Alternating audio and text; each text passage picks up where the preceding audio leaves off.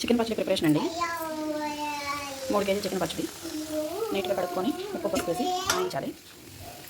ఇలాగా ప్యూర్ శనగ నూనెలో వేసుకోవాలండి. మనం ఏదైనా క్వాలిటీ వేస్తామండి.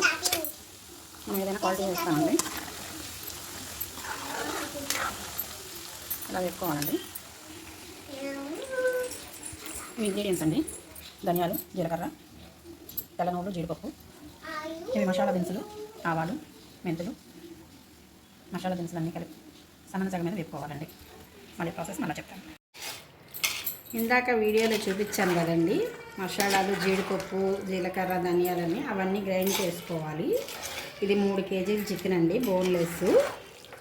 కేజీకి వచ్చి 150 గ్రాముల అల్లం వెల్లుల్లి పేస్టు, ఆ మసాలా అంతా గ్రైండ్ చేసి కేజీకి వచ్చేసి 3 స్పూన్ల కారము, 2 స్పూన్ల సాల్ట్ వేసి ఇలా కలుపుకోవాలండి. కేజీకి డజన్ నిమ్మకాయలండి. ఇది 3 కేజీలు కాబట్టి 3 డజన్ నిమ్మకాయలు. ఇందులో ఇలాగా నిమ్మకాయ రసం పిండుకుంటున్నామండి. మనం ఏదైనా పిండుకోవచ్చండి. చిన్నకాయలు అయితే కనుక ఖచ్చితంగా డజన్ పడతాయి ఈ కేజీకి.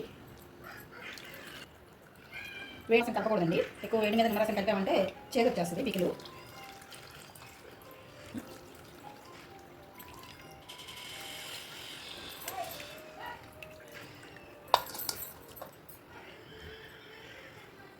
ఫైనల్గా ఇదండి చికెన్ పికిలు.